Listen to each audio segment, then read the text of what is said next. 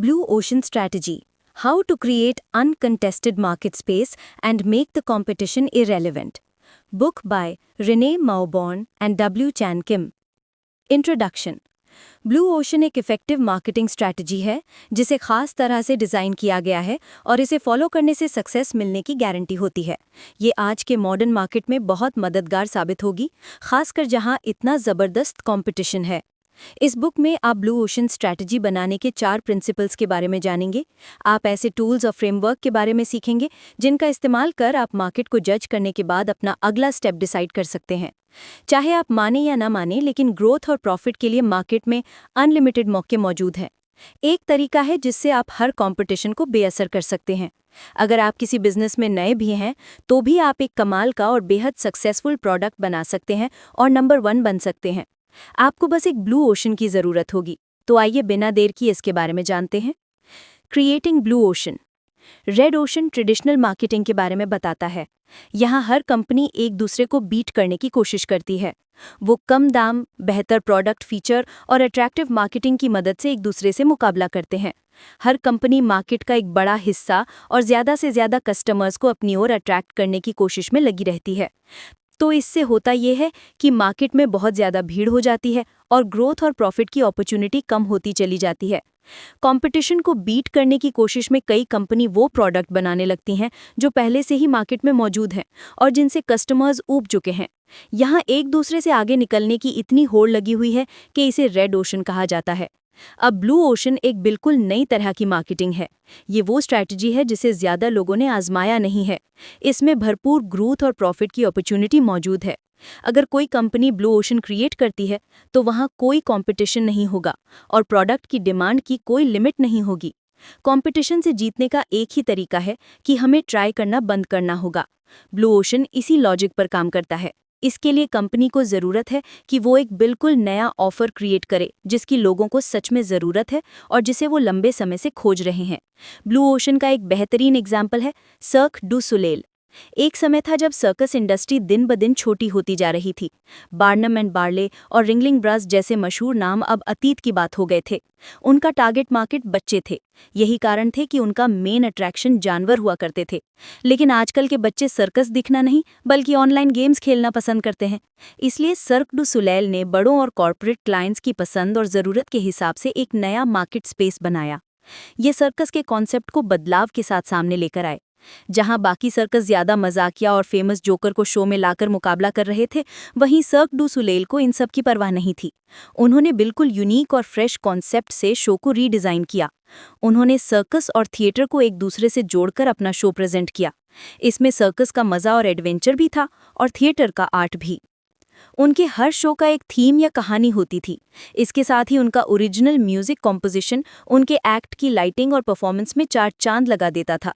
उनके शो में अब भी जोकर परफॉर्म करते थे, लेकिन वो ज्यादा हंसी मजाक या बेफिजूल की कॉमेडी के बजाय आर्ट पर ध्यान देने लगे थे। उनके यहाँ एक्रोबैट्स भी परफॉर्म करते थे, लेकिन उनके स्टंट्स में सुंदरता और ग्रेस शामिल था जो उन्हें दूसरों से अलग बनाता था। सर्क डू सोलेल ने जानवरों का इस्तेमाल करना बिल्कुल बंद कर दिया था। एनिमल ग्रुप्स के विरोध के अलावा जानवरों की देखभाल, उन्हें एक जगह से दूसरी जगह ले जाना, उनकी दवाइयाँ, उनकी ट्रेनिंग एक बहुत बड़ा चिंता का कारण था। इसके साथ ही उन्होंने फेमस स्टार परफॉर्मेंस के एक्ट को भी पूरी तरह बंद कर दिया था। अब वहाँ कोई स्टार परफॉर्मर नहीं था। शो की कहानी को उन्होंने क्रिएटिविटी से एंटरटेनिंग बना दिया था। वो अपने वेन्यू को इस तरह बनाते कि लोगों को लगता कि वो किसी जादुई दुनिया में जा रहे हैं जहाँ कोई भी चमत्कार हो सकता है। सर्कस और थिएटर को जोड़कर उन्होंने एक नए तरह का लाइव एंटरटेनमेंट लोगों को दिया था। उन्होंने सर्कस के महंगे एक्ट्स पर कम खर्च कर क्रिएटिविटी में ज़्यादा पैसा इन्वेस्ट किया। इस तरह उन्होंने एक ब्लू ओशन क्रिएट कर लोगों को ऐसा एक्सक्लूसिव एक्सपीरियंस दिया जिसके लिए दुनिया भर के अडल्ट पैसा खर्च कर उनका शो देखने के लिए तैयार हैं। Analytical tools and framework. इस चैप्टर में आप 4 इंपॉर्टेंट स्ट्रैटेजीज के बारे में जानेंगे। ये टूल्स आपको मार्केट को स्टडी करने में मदद करेंगे ताकि आप डिसाइड कर सकें कि आगे क्या एक्शन लेना चाहिए। इसे अच्छे से समझने के लिए आइए अमेरिका की वाइन इंडस्ट्री के बारे में बात करते हैं। ये इंडस्ट्री भी एक रेड ओशन है। कैलिफोर्निया वाइन्स का स्पेन, फ्रांस और इटली से इंपोर्ट की जाने वाली वाइन से ज़बरदस्त कंपटीशन है। टॉप 8 कंपनीज का मार्केट के 75% पर कब्जा है, जिसमें वो एक दूसरे से आगे निकलने की रेस में लगे हैं, जबकि 25% के लिए 1600 छोटी कंपनीज का एक दूसरे से मुकाबला है। ये स्ट्रैटेजी कुछ इस तरह से है। ये एक ग्राफ है जो आपको उन फैक्टर्स को दिखाता है जिसमें ब्रांड्स इन्वेस्ट कर रहे हैं और कितना इन्वेस्ट कर रहे हैं। अमेरिका की वाइन इंडस्ट्री में 7 मेन फैक्टर्स होते हैं। पहला है प्राइस पर बॉटल, यानी एक बॉटल की कीमत। दूसरा है वाइन बनाने के टर्म्स लिखी हुई हाई क्लास पैकेजिंग। तीसरा है हाई क्लास मार्केटिंग। चौथा है वाइन की एजिंग क्वालिटी। पांचवा है विनयार्ड की प्रेस्टीज। छठा है वाइन का टेस्ट। सातवां है वाइन की वैरायटी। प्रीमियम क्वालिटी की वाइन के लिए सभी टॉप कंपनीज इन सातों फैक्टर्स में लगभग इक्वली इन्वेस्ट करती हैं। कम दाम वाली वाइन या बजट वाइन के लिए छोटी कंपनीज उसकी प्राइस कम रखती हैं, उसकी पैकेजिंग में ज़्यादा खर्च करती हैं और बचे हुए फैक्टर्स में इक्वली इन्वेस्ट करती हैं। अगर आप भी इन कंपनीज में से एक हैं, तो चाहे आप जिस तरह भी फैक्टर्स को एडजस्ट करने की कोशिश करें, आप सक्सेसफुल नहीं हो सकते। जब तक आप उन घिसे पिटे रूल्स को अपनाकर अपने कंपेटिटर्स को बीट करने की कोशिश करेंगे, तब तक आप मार्केट पर कब्जा नहीं कर पाएंगे। आइए ऑस्ट्रेलिया के कसेला वाइन्स पर एक नज़र डालते हैं और कैसे उनके ब्रांड येलोटेल ने ब्लू ओशन क्रिएट किया। येलोटेल 2003 में मार्केट में छा गए थे जब उन्होंने एक मज़ेदार, अलग और इजी टू ड्रिंक वाइन बनाई जिसे बियर और कॉकटेल लवर्स भी पीना पसंद करते थे। वो अमेरिका के मार्केट में आए और नंबर 1 बन गए। यहाँ तक कि उन्होंने फ्रांस और इटली से इंपोर्ट की जाने वाली प्रीमियम वाइन को भी पीछे छोड़ दिया था। 2003 में उनकी एनुअल सेल 4.5 मिलियन केस थी। 750 ml की रेड वाइन की बोतल बेस्ट सेलर बन गई थी। ये एक सोशल ड्रिंक थी जिसके स्वाद की वजह से उसे हर कोई पीना पसंद करता था। इसका सॉफ्ट, मीठा, फ्रूटी टेस्ट सबको पसंद आया था। सिर्फ इतना ही नहीं, इसकी बोतल और पैकेजिंग भी दूसरों से अलग और यूनिक थी। बाकी सभी ब्रांड्स की वाइन दिखने में एक जैसी थी, लेकिन येलोटेल की वाइन नियॉन कलर्स के साथ काले रंग की थी। ये सिंपल तो था, लेकिन सबका ध्यान अपनी ओर खींचने वाला था। उसकी इमेज के बीच में सिर्फ एक कैंगरू बना हुआ था। येलोटेल के कारण रिटेल स्टोर्स में सेल्स क्लर्क को दूसरे वाइन बेचने में मुश्किल होने लगी। जब येलोटेल को मार्केट में लाया गया था, तो उसने 2 तरह के वाइन थे, रेड वाइन और वाइट वाइन। कसेला वाइन्स ने कंज्यूमर और रिटेलर्स दोनों के लिए प्रोडक्ट को सिलेक्ट करना बहुत आसान बना दिया था। तो आप कंपटीशन को ब्रेक करने के लिए और नए रूल्स सेट करने के लिए क्या करेंगे? आप सारे फैक्टर्स को एक नए लेवल पर कैसे लेकर जा सकते हैं, जैसे येलोटेल लेकर गया? इसका जवाब है 4 एक्शन फ्रेमवर्क के जरिए। वो 4 एक्शन हैं: एलिमिनेट, रिड्यूस, रेज और क्रिएट। पहले ये जानना जरूरी है कि किन फैक्टर्स को एलिमिनेट यानी हटाया जा सकता है। ये फैक्टर कस्टमर के लिए इंपॉर्टेंट नहीं होते। दूसरा, ये देखना कि किन फैक्टर्स को कम किया जा सकता है, यानी रिड्यूस। ये ऐसे फैक्टर्स हैं जिन पर दूसरी कंपनीज बहुत ज़्यादा इन्वेस्ट करती हैं। तीसरा, ये जानना कि किन फैक्टर्स को बढ़ाना चाहिए, यानी रेज। ये वो फैक्टर्स हैं जिन पर ज़्यादा ध्यान देने की ज़रूरत है। चौथा, ये जानना कि कौन से फैक्टर्स को बनाया जाना चाहिए, यानी क्रिएट। ये ऐसे फैक्टर हैं जिन्हें बाकी कंपनीज ने कभी ऑफर नहीं किया या जिसके बारे में कभी सोचा तक नहीं है। कसेला वाइन्स के केस में उन्होंने हाई क्लास पैकेजिंग, वाइन बनाने के टर्म्स, वाइन की एजिंग क्वालिटी और हाई क्लास मार्केटिंग को एलिमिनेट कर दिया था। उन्होंने विनयार्ड की प्रेस्टीज, वाइन की वैरायटी और उसके टेस्ट के फैक्टर्स को रिड्यूस कर दिया था। उन्होंने रिटेल स्टोर में इन्वॉल्वमेंट और प्राइस वर्सेस बजट वाइन को रेज किया और नए फैक्टर्स जैसे फन, एडवेंचर, इजी ड्रिंकिंग और सिंपल सिलेक्शन को क्रिएट किया था। कुछ फैक्टर्स को एलिमिनेट और रिड्यूस कर कसेला वाइन्स ने प्रोडक्शन कॉस्ट में लगने वाले काफ़ी पैसे बचाए थे। कहा जाता है कि वाइन जितनी पुरानी होती है उसकी क्वालिटी उतनी अच्छी होती जाती है, लेकिन कसेला वाइन्स को अपने वाइन की अच्छी क्वालिटी के लिए सालों इंतज़ार नहीं करना पड़ा, क्योंकि नए फैक्टर्स क्रिएट कर उन्होंने मार्केट को जीत लिया था।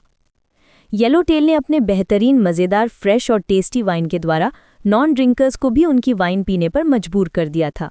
और सबसे बड़ी बात, कसेला वाइन्स ने मार्केटिंग पर ज़्यादा इन्वेस्ट नहीं किया। इसके बावजूद उनका प्रोडक्ट एक क्रेज़ बन गया, क्योंकि वो इतना यूनिक था कि उसने खुद कस्टमर्स को अपनी ओर अट्रैक्ट कर लिया था। Reconstructing market boundaries. अब हम आपको ब्लू ओशन स्ट्रैटेजी कैसे बनाना है वो बताएंगे। पहला प्रिंसिपल है मार्केट की बाउंड्री को बदलना या फिर से बनाना, यानी रिकंस्ट्रक्ट करना। अगर आप गौर से देखेंगे तो आपको समझ में आएगा कि कंपनीज इन बाउंड्रीज के अंदर अपने प्रोडक्ट्स को बेचती हैं। उन्होंने एक बॉक्स बना लिया है और उसके अंदर वो एक दूसरे से मुकाबला कर ज़्यादा से ज़्यादा स्पेस पाने की कोशिश करते हैं।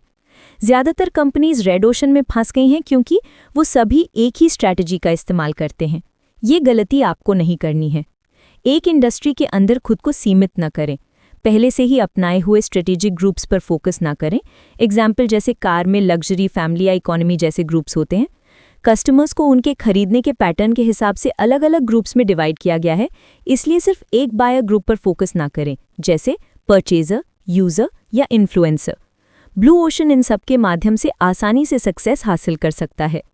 अपने प्रोडक्ट या सर्विस के स्कोप को सीमित ना करें। अगर हर कोई फंक्शनल अप्रोच का इस्तेमाल कर रहा है तो आप इमोशनल अप्रोच को यूज करें। अंत में सेम टाइम पीरियड पर फोकस न करें, मार्केट ट्रेंड में लॉन्ग टर्म को देखें। अगर आप ब्लू ओशन बनाना चाहते हैं और एक्स्ट्राऑर्डिनरी सक्सेस अचीव करना चाहते हैं तो आपको मार्केट की बाउंड्री से परे जाना होगा। कुछ आउट ऑफ द बॉक्स, कुछ हट के सोचना होगा। आपको industry, buyer group, functional, emotional approach, यहाँ तक कि टाइम से ऊपर उठकर चीज़ों को देखना होगा। आइए ब्लू ओशन के कुछ एग्जाम्पल देखते हैं कि उन्होंने कैसे मार्केट के बाउंड्री को फिर से बनाया। मार्केट की बाउंड्री से हटके देखने का एक रास्ता है ऑल्टरनेट इंडस्ट्री के पार देखना। कॉर्पोरेट एग्जीक्यूटिव्स को हमेशा ट्रैवल करने की ज़रूरत होती है। किसी भी कंपनी के लिए एक प्राइवेट जेट को खरीदना और उसे मेंटेन करना बहुत महंगा होता है, लेकिन कमर्शियल फ्लाइट का इस्तेमाल करना भी आसान नहीं है। लंबी चेक इन लाइन में खड़े रहना, भीड़ भाड़ वाले एयरपोर्ट, फ्लाइट बदलना, इन सब में समय भी लगता है और थकान भी। तो एयरलाइन कंपनी नेटजेट्स इसका एक असरदार हल लेकर आया। उन्होंने प्राइवेट जेट के आराम को कमर्शियल फ्लाइट के चीप प्राइस के साथ जोड़ दिया। उन्होंने ऐसा कंपनीज को प्राइवेट जेट में पार्टनर बनाकर किया। इसमें एक कंपनी प्राइवेट जेट की 1/16 ओनर बन सकती थी, जिसमें वो उस प्राइवेट जेट को दूसरे 15 कंपनीज के साथ शेयर करेंगे। उनमें से हर एक को हर साल 50 घंटे की फ्लाइट टाइम दी जाएगी। इसकी कीमत $3,75,000 से शुरू होती है, जिसमें पायलट, जेट का मेंटेनेंस और बाकी के खर्चे शामिल हैं। ब्रांड न्यू प्राइवेट जेट खरीदने के लिए $6 मिलियन की तुलना में नेटजेट्स ने इस स्कीम के जरिए एक विन विन सिचुएशन बना दी थी, जिसमें हर एक का फायदा था। इससे कंपनीज अपने पैसे बचा सकती थीं और नेटजेट्स को अपनी सीट भरने के लिए ज़्यादा एफर्ट भी नहीं करना पड़ेगा। उन्हें बड़े एयरक्राफ्ट को ऑपरेट करने की ज़रूरत नहीं थी, क्योंकि उनके क्लाइंट्स के लिए छोटे जेट ही काफ़ी थे। एक और रास्ता है इमोशनल या फंक्शनल अप्रोच के पार देखना। क्विक ब्यूटी हाउस या क्यूबी जापान की एक बार्बरशॉप कंपनी है, नाई की दुकान। उन्होंने 1996 में एक स्टोर से शुरुआत की थी। 2003 तक उन्होंने 200 स्टोर बना लिए थे।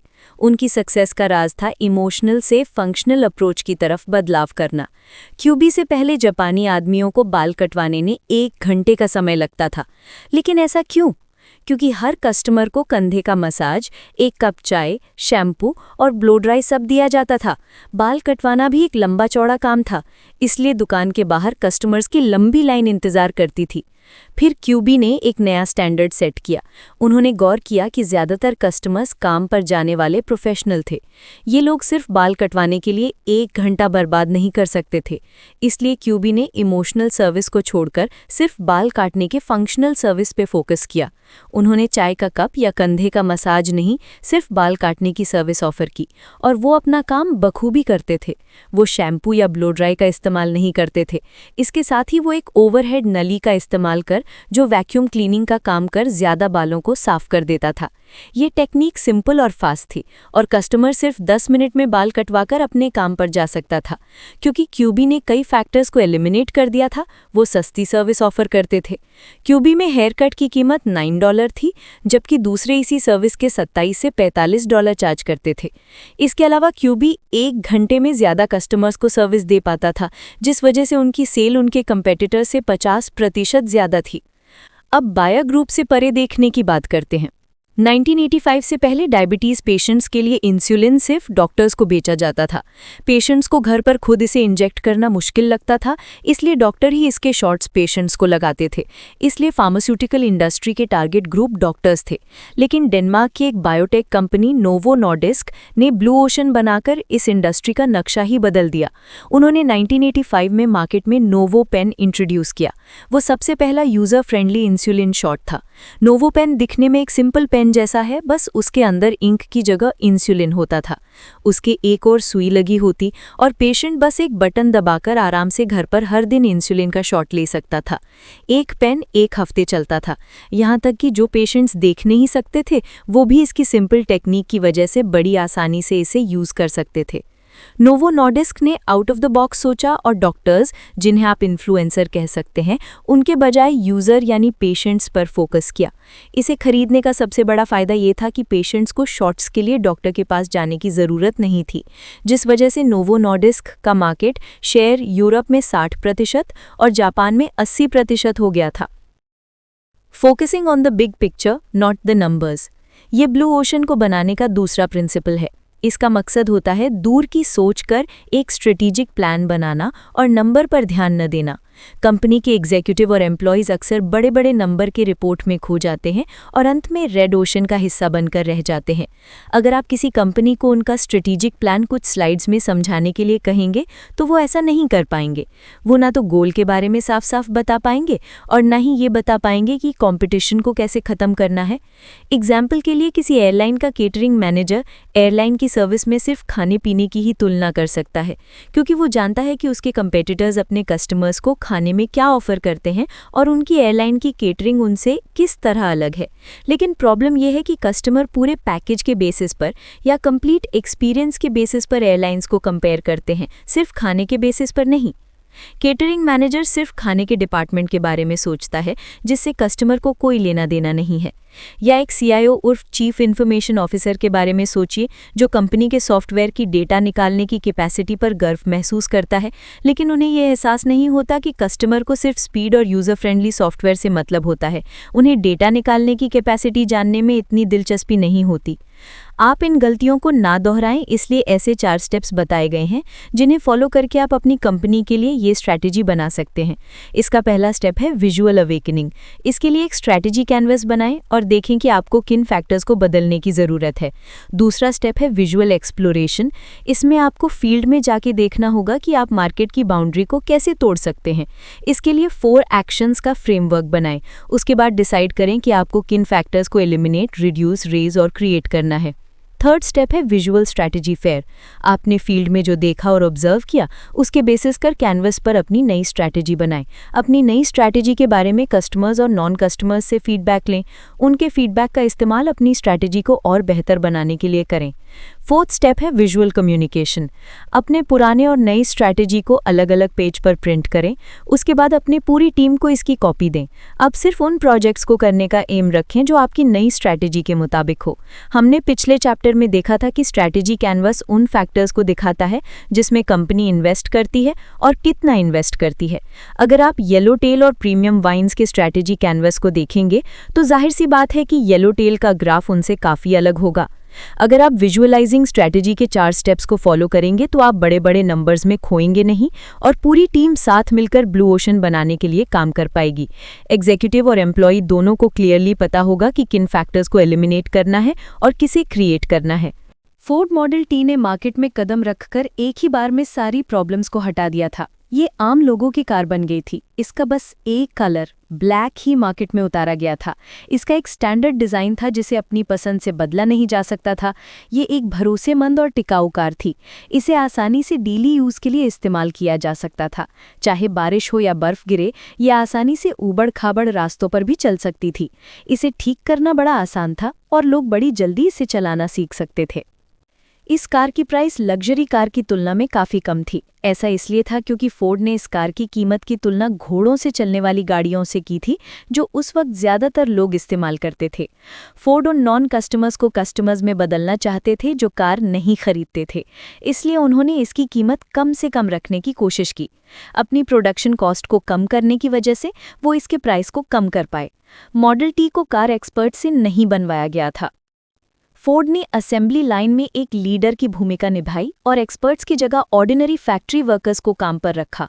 एक वर्कर हर रोज एक ही काम करता था। इस प्रोसेस ने प्रोडक्शन टाइम को 60% कम कर दिया था और अच्छी क्वालिटी को बनाए रखा था। मॉडल टी के एक कार के पार्ट्स को इकट्ठा कर जोड़ने में 4 दिन लगते थे। कुल मिलाकर मॉडल टी ने हर स्टेज में इनोवेशन हासिल किया था, इसलिए वो इतनी कमाल की और ज़बरदस्त कार बनकर सामने आई और इंस्टेंट हिट साबित हुई। फोर्ड ने स्ट्रेटेजिक सीक्वेंस का बखूबी इस्तेमाल किया और उन्हें इसके गजब के रिजल्ट्स मिले। कंक्लूजन। तो आपने इस समरी के जरिए रेड ओशन और ब्लू ओशन के बीच के फर्क को समझा। रेड ओशन वो है जिसमें ज़बरदस्त कंपटीशन होता है। इस कंपटीशन को ब्रेक करने के लिए आप ब्लू ओशन क्रिएट कर सकते हैं, जहां आपको ग्रोथ और प्रॉफिट के लिए अनलिमिटेड अपॉर्चुनिटी मिलेगी। इसके बाद आपने स्ट्रैटेजी कैनवस और 4 एक्शन फ्रेमवर्क के बारे में सीखा। स्ट्रैटेजी कैनवस आपको करंट मार्केट का एक क्लियर पिक्चर देता है। 4 एक्शन फ्रेमवर्क आपको ये जानने में मदद करता है कि आपको किन फैक्टर्स को एलिमिनेट, रिड्यूस, रेज और क्रिएट करने की ज़रूरत है। आपने मार्केट बाउंड्री को फिर से बनाने के बारे में भी जाना। ज़रा हट के सोचें, कुछ अलग और यूनिक प्रोडक्ट या सर्विस कस्टमर्स को ऑफर करें। आपने ये भी समझा कि सिर्फ नंबर पर ध्यान नहीं देना चाहिए, बल्कि दूर के बारे में सोचना चाहिए। इस बात का ध्यान रखें कि आपकी पूरी टीम ब्लू ओशन के अनुसार ही काम कर रही है। आपने सीखा कि अपने करंट कस्टमर्स पर फोकस ना करके कैसे नॉन कस्टमर्स को टारगेट करना चाहिए, क्योंकि वहीं आपको बड़ी से बड़ी अपॉर्चुनिटी मिलेगी। इसके बाद आपने स्ट्रेटेजिक सीक्वेंस के बारे में जाना। आपके बिजनेस मॉडल को बायर यूटिलिटी से शुरुआत कर प्राइस, फिर कॉस्ट और अंत में उन बाधाओं के बारे में सोचना चाहिए जो ब्लू ओशन के रास्ते में आपको मिलेंगी। अगर आपने इसे फॉलो कर लिया तो आपका ब्लू ओशन शॉर्ट विनर होगा। आपके ब्लू ओशन के सक्सेस के साथ ये तो पक्का है कि इसे कॉपी करने वाले यानी इमिटेटर्स भी मार्केट में आएंगे। ये 10-15 साल तक नहीं होगा, लेकिन आपको इसके लिए तैयार रहना होगा। रेड ओशन की कंपनीज को आपको कॉपी करना मुश्किल होगा, क्योंकि वो अपने करंट बिजनेस मॉडल के साथ फंस गए हैं।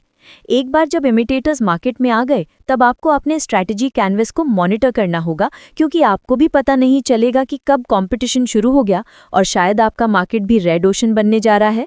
अपने स्ट्रैटेजी कैनवस के जरिए ये जानने की कोशिश करें कि आपको एक और ब्लू ओशन बनाने की ज़रूरत है, या आप अपने करंट ऑफर को बेहतर बना सकते हैं, उसे एक्सपैंड कर सकते हैं और ज़्यादा प्रॉफिट कमा सकते हैं। ब्लू ओशन की स्ट्रैटेजी बिजनेस में ज़्यादा क्रिएटिविटी और इनोवेशन को बढ़ावा देती है। ये वो रास्ता है जो आपको एक्स्ट्रा ऑर्डिनरी सक्सेस की ओर ले जाता है। तो जब आपने सब कुछ समझ ही लिया है, तो क्यों एक ऑर्डिनरी बिजनेस के साथ रेड ओशन के कंपटीशन में फंसना, जब आप खुलकर एक गहरे ब्लू ओशन में खुलकर तैर सकते हैं।